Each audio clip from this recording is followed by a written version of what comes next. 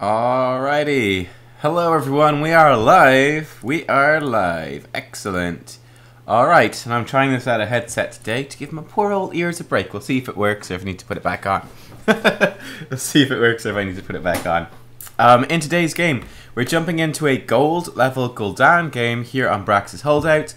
And this is for Reveran, and yeah, it's basically every Friday you guys can send in your games, and I'll just choose one at random. I'll do like a raffle thing and choose a game, and he was the lucky guy who won it this week. So yeah, we're going to dive into it. This is actually his final placement game as well, which I think is appropriate, seeing as it was my final placement game this week too. So yeah, let's dive into things. Let's dive into it. Let's look at this game, and right away, right at the start, and this is something that you want to be considering throughout the draft phase and during the loading screen as well, and also during this, the 30 or so seconds that you have at the start before the gates open and you actually go and do things. Is all right. Well, how do our compositions match up? What do we have to watch out for? Should I change my talent build in any way? All that sort of stuff. So I mean, if we just take a look overall, I don't actually know which team wins. I would lean towards probably the red team having a better comp overall than the blue team. We'll see if that pans out. So on your team, there's a few things that are going on. So we've got Johanna, that's fine, alright.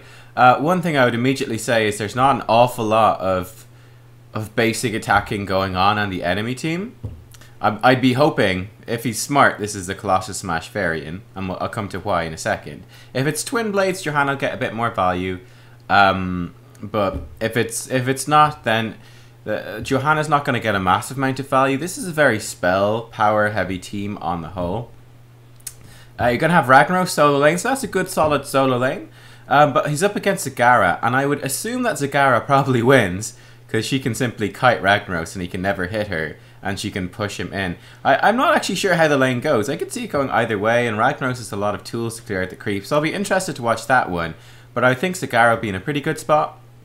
Now, for you as the Gul'dan, Gul'dan is a great hero on Braxis. You've got so much wave clear, so much push, you can just fight. Because you tend to be fighting in this very kind of linear place, and also through here, which is also quite linear with choke points, you get a lot of value out of your damage spells. You're quite safe, actually, in your positioning oftentimes. You do absolutely massive amounts of damage to the Zerg Swarm. So Gul'dan has got a lot of things going for him on Braxis. I think it's like it probably is his best map. Just so much about the way the map is structured and the way the objective works just suits him. It really suits him very well. And he has a pretty easy time just doing Gul'dan things. So that's quite nice for you. The final thing about your team is that we've got like Tracer. Alright. But we've got Karazim as the healer. So Karazim, obviously, this is not the patch. This is just the previous patch from this week. But this is Karazim. His healing got buffed a little bit. But Karazim has pretty bad single target healing overall. He's got good AoE healing, so he tends to work very well in a very aggressive dive type composition. But you don't have a very aggressive dive based composition, not really. He's not going to really do anything for you as Gul'dan. Like the heals he's going to do are basically irrelevant to you. You're mostly just going to be self healing with Drain Life.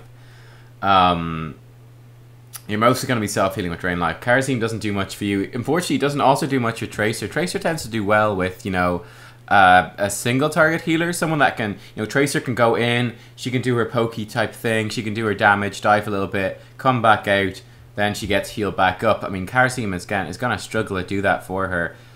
So I'm not sure that the Karazim pick for me definitely does not sit that well, I feel, in this particular comp.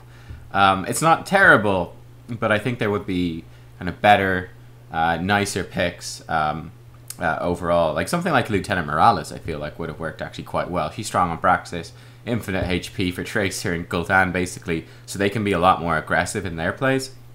Johanna as well. I think it would have been nicer. So that's definitely a concern for your composition here. For the enemy team comp, I think they've got quite nice stuff going on. Again, I'd love to see Colossus Smash variant here, right? Zagara can solo lane, and she should do well. So you got these four in bottom. I think a Colossus Smash variant fits in so well. So you have that single target burst damage, which your team is going to struggle against. Ragnaros, if he gets CC'd by an Uber at Colossus Smash, and then you got Jaina Zagara bursting him, he's going to have a horrible time. One other thing I'd like to see, again, maybe somewhat unusual, I'd love to see Water Elemental from Jaina. right, you just drop that water elemental and just plonk it on the Tracer, and then, you know, that removes some of the worry of the Tracer, because Tracer will run out of HP. So that will protect Jaina somewhat from the dive. So I actually would quite like to see that enable Jaina to do a bit more damage to her. Maybe even like a Blizzard build, Jaina, with a water elemental, get those basic attacks against the Tracer, who's guaranteed to be slowed by the water elemental. That could be something worth thinking about just in this particular comp, because again, Stukov, he does lots of AoE, but he won't be able to do a lot of single target, so minimum protection from the Tracer. I think it should be an interesting game. I'd say going into this as Gul'dan, I'd definitely be looking at Q build Gul'dan as well. So Q build, you get extra range on your Q, which makes you safer.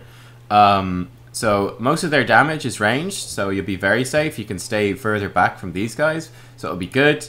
You can get improved life tap so that you life tap less. Consume souls, also very strong. Alright, you've gone for E build. Not as huge a fan of that. I'd definitely be looking for Pursuit of Flame, improved life tap. Then I'd be looking for Hunger for Power, because you're just not going to get much healing from Karazim. So Hunger for Power is just a free 15% spell power bonus. Then you can get Fell Armor, so getting spell armor. They're mostly spell damage again, so that would be super valuable. And then Rampant Hellfire, just stacking up your damage and giving you safer, more consistent damage in Wave Clear. I think that would work out quite nicely. We've gone for E build. It's alright. I'm not as huge a fan of it though. Let's just make sure we've got the camera set. Here we go. Now we're set to your camera. Alright, and let's see how this goes. I'd say we've got a lot of very suboptimal talents here. For example, I think Ragnaros and Zagara, who look like they will be laning against each other. No, Zagara's down here. They both have very suboptimal talents. So that's going to be interesting. We've got Reinforce when they don't really have much physical damage. But, oh well.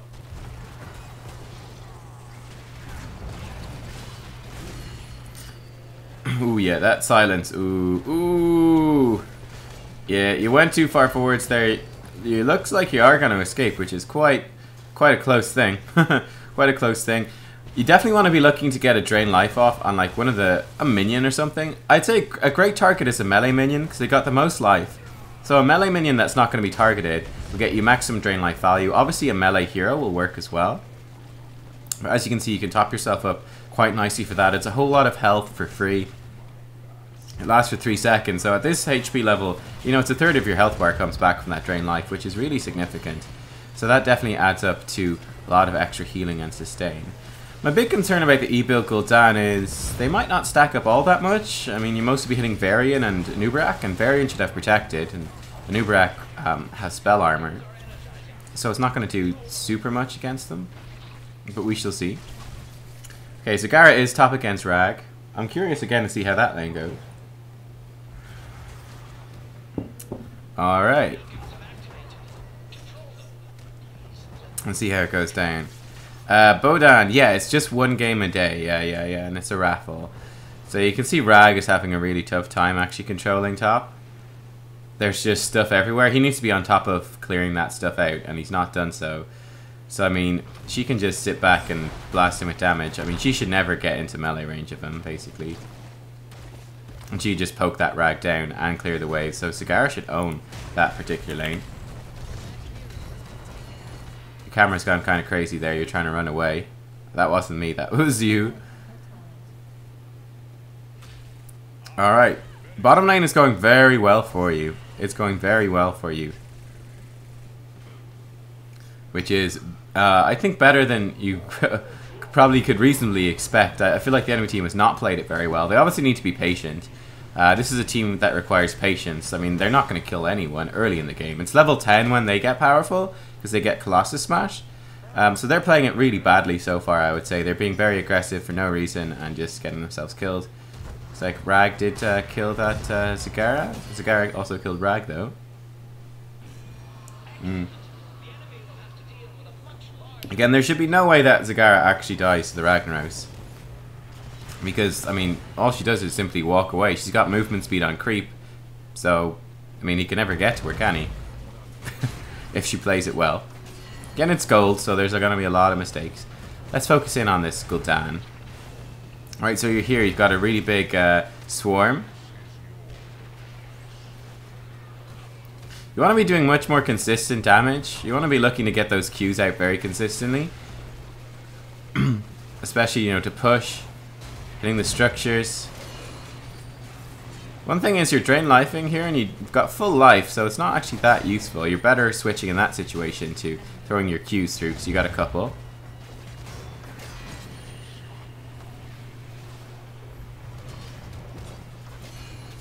Alright.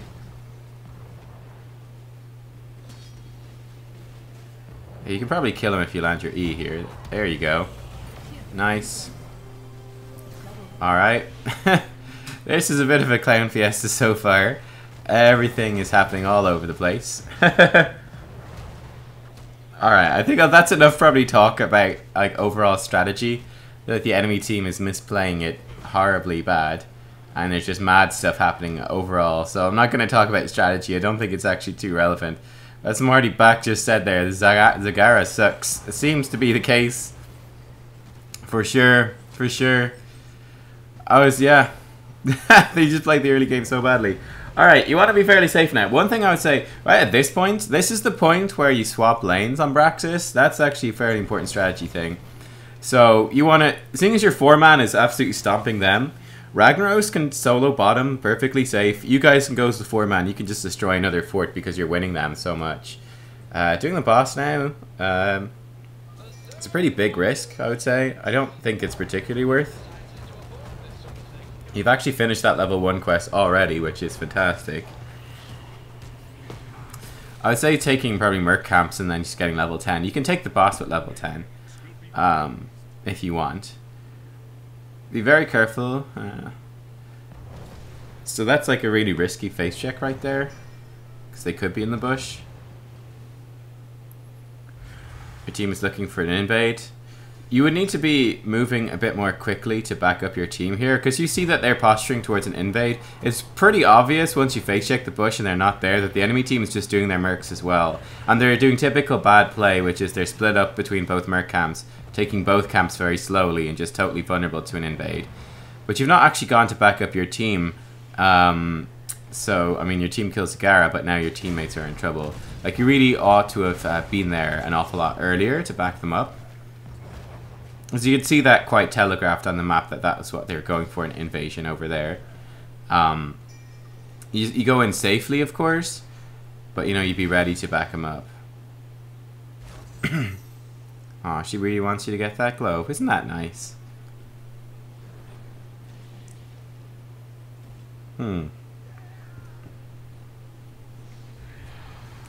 Yeah, it's like the really big thing here is like, what's the point of you guys pushing? Like, what's the point of having Johanna and Gul'dan, who are very strong pushers? They both bring a lot of wave clear, and Gul'dan especially brings a lot of lane pressure. What's the point of having them down here? Like, are you realistically going to be able to push in the keep? Probably not, because you'll be so far up, you'll be so far out, you'll be up here. You're so far out of position, it's extremely risky. Whereas if you swap up top, and you help your teammates push in top, well, you can very easily push in here. It's a much less risky position and situation. So you can very easily bring your the Gul'dan stuff to bear and pushing those out. You can just leave Ragnaros to deal with this down here, and you guys can group up top because there's an achievable objective up there. Whereas this is somewhat dangerous. Like, they can defend this very... Like, Zagara 1v2 can defend this very easily. Which means that your advantage is not being pushed all that much. Now, yeah, she's pretty terrible, and again, she keeps trying to stack this awful talent build, so that's really helping you guys out as well. But yeah, we're not for the fact that you guys had level 10 and they don't. This would be really bad because you got 2 people down here versus 1. Karazim has died. I'd imagine you guys have a good chance to still win the fight. It looks like you're losing. And you've got level 10 and they don't. Here comes Johanna. What a baller. Alright, you're not even looking at yourself. Oh wait, fuck, we're on the Johanna camera, that's why. I was like, you're looking at Johanna? No, yeah, okay. I was on the Johanna camera. Well, we got to witness Johanna diving in like a mad joke.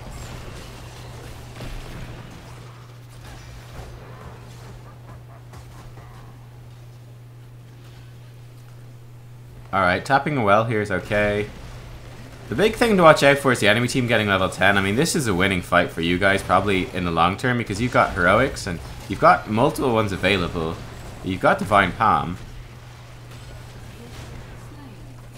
Alright, there we go. One's down. We've also have scaling advantage of 2 levels, which is really nice. So yeah, this is pretty good for you guys.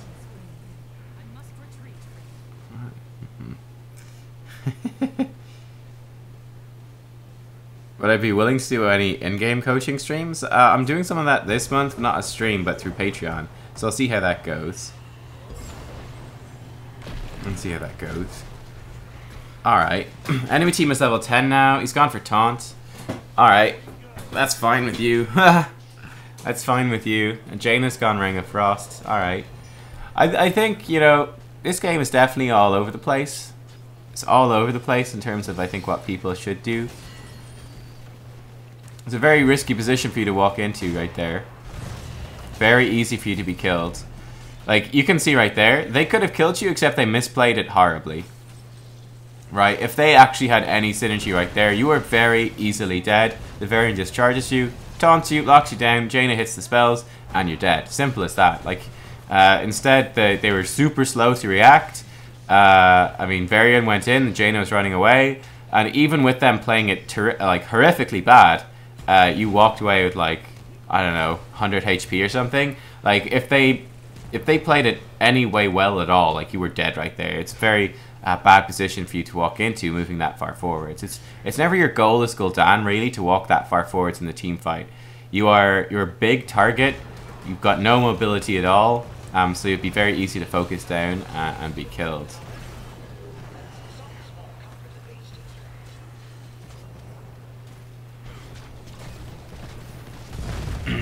Alright, you guys have the full swarm, so that's nice.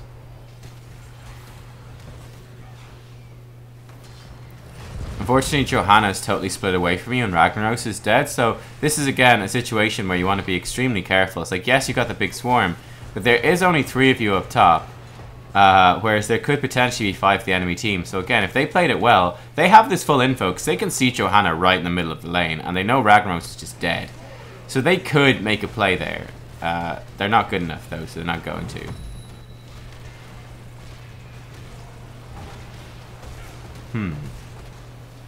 Okay, that position right there is quite far forwards. That's quite risky.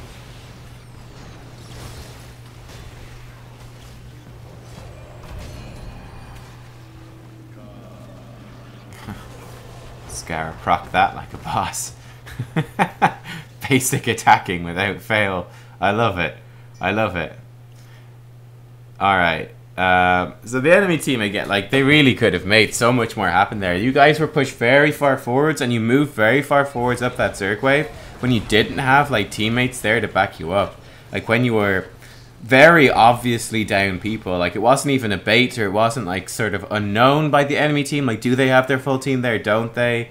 It was very, very clearly telegraphed to the enemy team that, hey, we're not all here. Please, you know, force a fight here. Make our life difficult. It's interesting as well. Doing siege camps an awful lot. Doing a lot of merc camps in this game, which is okay. But I mean, considering that you guys are quite far ahead, you'd probably want to be looking more towards joining up with your team and forcing things as a team than going and doing stuff solo. A little bit more so. So this is cool. We've taken all the merc camps. I mean, again, this is like super telegraphed. So this is like, enemy team, please come back. We're obviously doing the boss. I mean, we've just gone boom, boom, boom. Like, we've literally taken every merc camp in order. Now we've vanished off the map. If the enemy team invaded you guys here on the boss, I think they'd have a good chance to win the fight. They're not going to do it though. And so you're getting away with that. But you can see, like, it's extremely obvious what you're doing. It's like each merc camp taken in order, and then, oh, we've vanished off the map. Where might we be? Could we be at the boss? Possibly. And then it would have given the enemy team like a chance to fight and maybe come back. Alright, at this point, you're probably better off just pushing that keep down bottom, yeah. The enemy team is going to be super out of position. They got a boss, plus that lava wave clearing the lane up through top. So you can make some, you can like push this keep in. You could probably destroy both keeps, get the Zerg swarm as well, for sure. Alright, we're all running away. I think this is bad.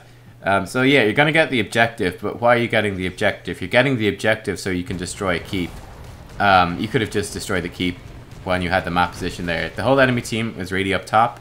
You guys could very easily have pushed in, destroyed that keep. You get level 16, so you're going to probably win the team fight. Then you just back up, you grab the two things, and then you're good. Then you're good. Sagara's dead again. Okay.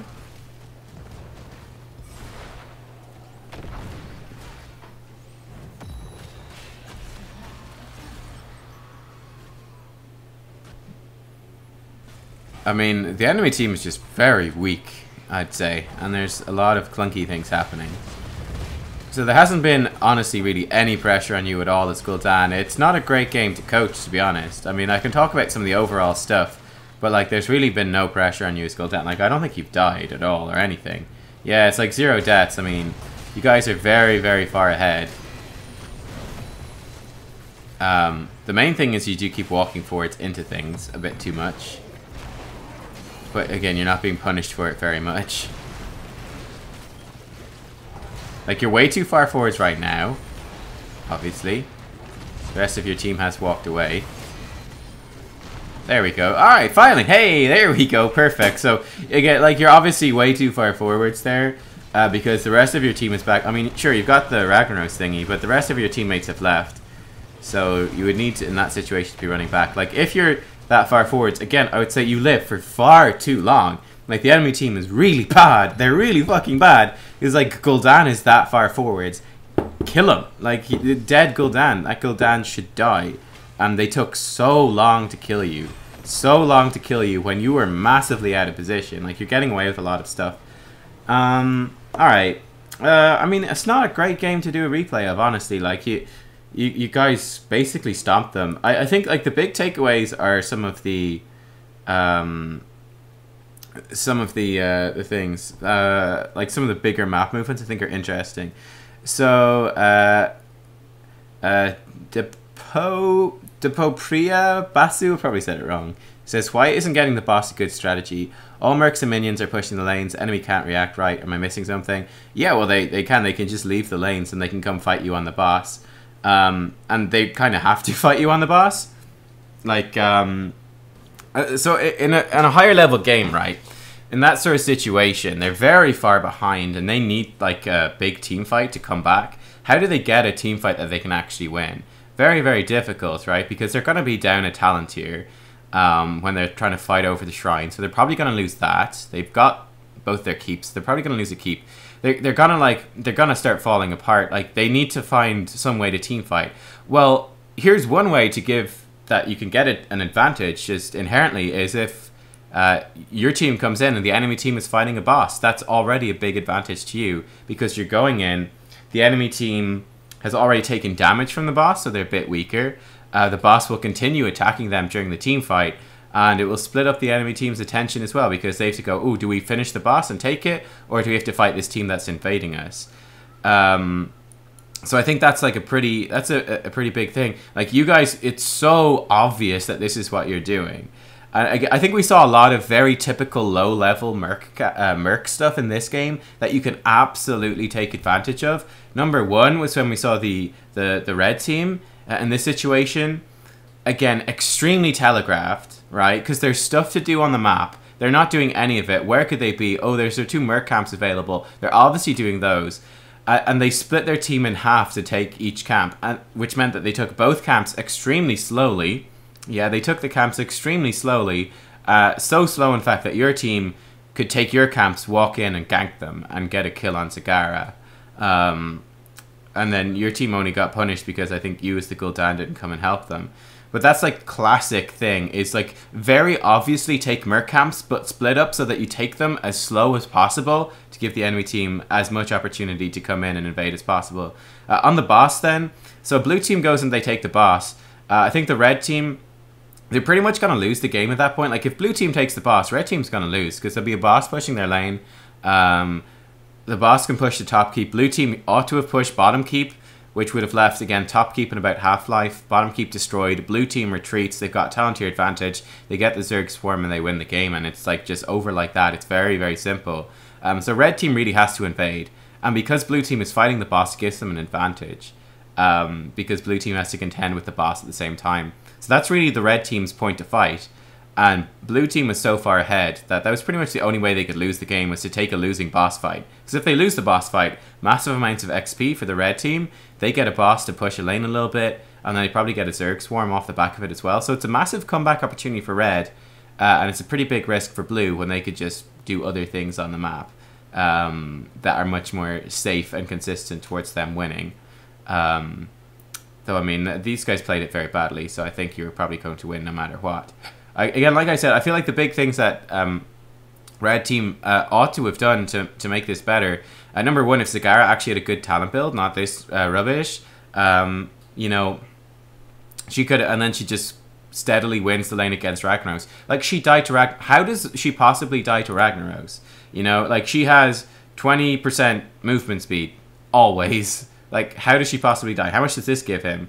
Oh, okay, Ragnaros can get 25% movement speed for a second and a half. I mean, that's simply not enough for him to ever get to Zagara. Like, he cannot hurt Zagara if she plays it smart. He'll do a little bit of damage here and there, but for the most part, like, he can't hurt her. She should destroy him. So she played it really bad. Like, she died to Ragnaros. You just stutter step, you know. So she could have put a lot more pressure out. I think, you know, obviously bottom lane, they were forcing fights very aggressively early on. And when you look at their comp, like the 4-man comp they got down bottom lane, it comes super online at level 10, I would say, especially to get Colossus Smash. But I mean, it's very difficult for them to actually get kills in the early game, because they got Stukov, great. Like, Nubkeks has CC, but Varian's pretty crap early game. And then you got Jaina, who, yeah, she's got burst damage, but if she misses any of that, and it's on long cooldowns like Blizzard, I mean, how do they kill someone? You know? Or like, how do they kill Tracer early game as well? How do they kill a Tracer? Because Stukov's not going to do really anything to Tracer. Jaina won't do much either. I mean, there's just not much that they can do. So they're just setting themselves up for like a whole lot of hassle. They just kept forcing fights 4v4, like really hard fights 4v4, when they didn't need to. I mean, if you think about it, like, why do they need to fight really hard 4v4? They don't. Why? Because Zagara will win top lane, which means that they should just control top beacon all the time. So they're never going to lose any charge on the thing, because they'll always win top. So they don't need to fight hard bottom. They just sit back, Jaina drops a Blizzard, clears out the wave, great. Pick a fight if your team overextends. You know, poke the Tracer down. She's going to run out of HP. But they forced fights really hard. They kept dying. Felt really far behind. And yeah, we're just really, really far behind for lots of it. Oh boy. It's ridiculous. Tilestrom says, shower thoughts. Why did they give Ragnaros a movement speed ability when you think about it? You fight Ragnaros twice in World of Warcraft and he's always rooted. He does uproot in the second fight. So that might be why. But he doesn't have his legs in Heroes, so I don't know. It is a bit of a mystery. It was an interesting game. I think there's some pretty colossal, a lot of fairly colossal mistakes. So it's kind of interesting to break it down. Alright guys, thanks for watching anyway. I hope you guys found it helpful and interesting. And I will see you guys all for more live streams on Sunday, not Sunday, Monday. Sunday's my day off. So Monday I'll see you guys back for more live gameplay. Hello Winston. Hang on, I want to see Winston. There's a doggy cam. He's down there. So yeah, I'll see you guys all then for that. Thanks for watching. Bye bye.